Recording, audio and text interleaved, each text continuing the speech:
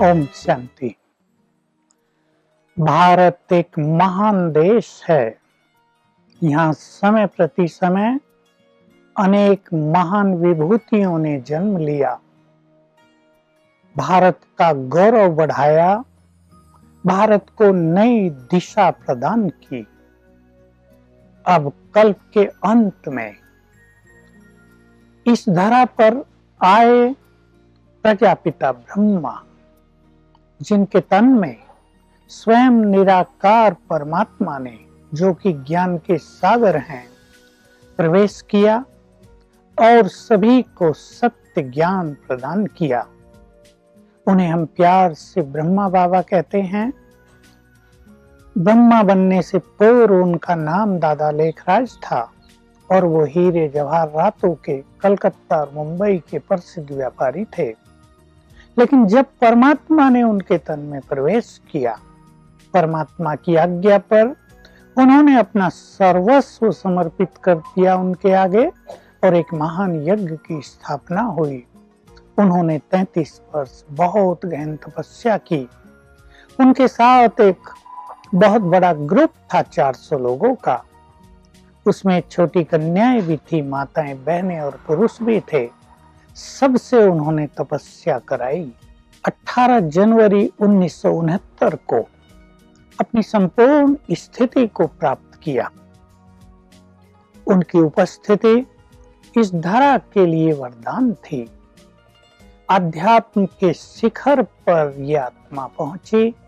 3 धारणाओं में इसकी चर्चा उन्होंने अपने अंतिम महावाक्यों में की थी।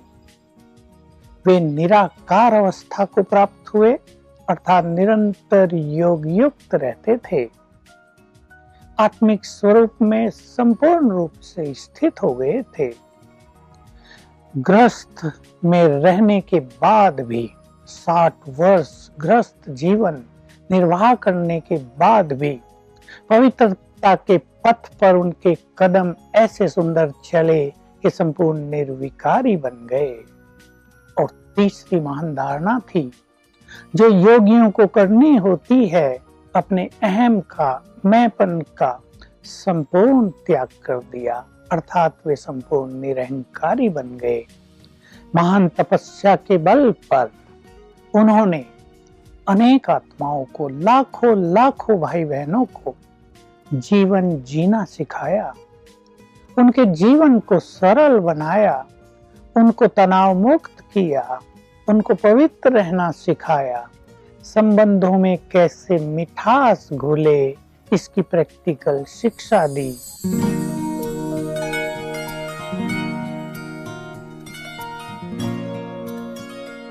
ये है हिस्ट्री हॉल। यहीं पर उनके तन में निराकार परमात्मा ने प्रवेश करके अपने महावाक्य उच्चारण किए। यहाँ के वाइब्रेशंस बहुत अलौकिक हैं। यहाँ बैठकर मन सहज ही एकाग्र हो जाता है। चारों ओर उनके महान कर्तव्यों को दर्शाने वाले फोटो चित्र लगे हैं। इनको देखकर किसी भी मनुष्य के व्यर्थ संकल्प सहज ही समाप्त हो जाते हैं। जिसको भी व्यर्थ संकल्प चलते हैं वे यहाँ आते हैं और उनसे मुक्त होकर जाते हैं। 35 वर्ष की गहन तपस्या के बाद बाबा ने अपनी संपूर्ण मुक्त अवस्था को प्राप्त किया, कर्मातीत अवस्था को प्राप्त किया। उनके पार्थिव शरीर का अंतिम संस्कार यहीं पर किया गया। उनकी यादगार में ये शांति स्तंभ, शक्ति स्तंभ बनाया गया है। यहाँ आते ही उनकी अनेक बातें स्मृतियों में गूंजने लगती हैं।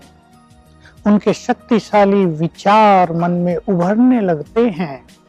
हर मनुष्य यहाँ आकर गहन शांति का और शक्तियों का अनुभव करता है। आज भी बहुत सारे साधक यहाँ बैठकर अपनी साधनाओं को संपन्न करते हैं।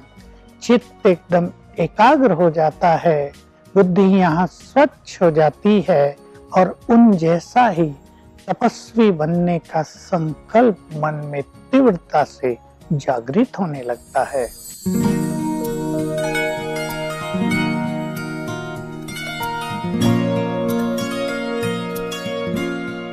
ये है बाबा का कमरा, ये बाबा की बेड। यहाँ बाबा विश्राम करते थे और यहाँ बैठकर तपस्या करते थे। बाबा प्रातः 3 बजे उठ जाते थे और गहन साधना में तल्लीन हो जाते थे। यहाँ के वाइब्रेशंस गहन तपस्या के हैं।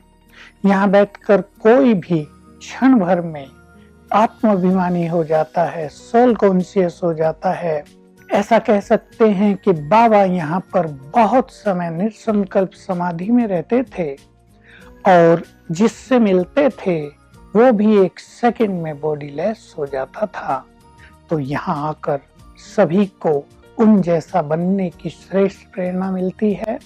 जैसे उन्होंने अपने जीवन को संपूर्ण पवित्र बनाया, जैसे वो सर्व गुणों से संपन्न बने, जैसे उन्होंने अपने समस्त विकारों पर विजय प्राप्त की, कर्मेंद्रिय जीत बने, ऐसे ही हम सबको भी बनना है। यहाँ आते ही ये श्रेष्ठ प्रेरणा सभी के मन में तीव्रता से उठने लगती है। ये है बाबा की झोंपड़ी, अंगूरों की बेलों से आच्छादित। यहाँ पर बाबा एकांत में बहुत समय रहते थे, एकांत में ज्ञान का चिंतन करते थे और गहन तपस्या करते थे। यहाँ तो ऐसा लगता था मानो शांति का सागर ही लहरा रहा हो। अनेक ब्रह्मावत्स उनसे यहाँ आकर दिल की बातें करते थे, हल्के होकर जाते थे, तनाव मुक्त होकर जाते थे। उनकी दृष्टि में बहुत प्रभाव था, जिसको भी वे दृष्टि दे देते थे वो अशरीरी हो जाता था, परमात्म प्यार में लवलीन हो जाता था। आज भी इस झोंपड़ी में अनेक साधक आकर बैठते हैं और परमात्म मिलन का, उनसे बातें करने का बहुत ही अनुपम और आनंदकारी अनुभव करते हैं। बाबा का जीवन सभी के लिए बहुत श्रेष्ठ प्रेरणा था। सभी ने उनके जीवन से बहुत कुछ सीखा था। वे तो मानो प्यार के सागर थे। सभी आत्माओं को प्यार देकर उन्होंने अनेकों के जलते हुए दिलों को शीतल किया था। ऐसे बाबा को पाकर हम धन्य धन्य हो गए। भाग्यवान हैं वो भाई बहनें जिन्होंने उनकी सम्मुख पालना की, जिन्होंने सम्मुख उनके मधुर महावाक्य सुने। आज भी वे अपनी संपूर्ण स्थिति में सूक्ष्म वतन में रहकर हम सभी की पालना कर रहे हैं, हमें वरदानों से सजा रहे हैं। वे भारत को और विश्व को स्वर्ग बनाने के लिए अवतरित हुए थे। अब हमारा ये पुनीत कर्तव्य है कि हम उनकी आज्ञाओं अनुसार उनके इस महान कार्य को संपन्न करें। ओम शांति।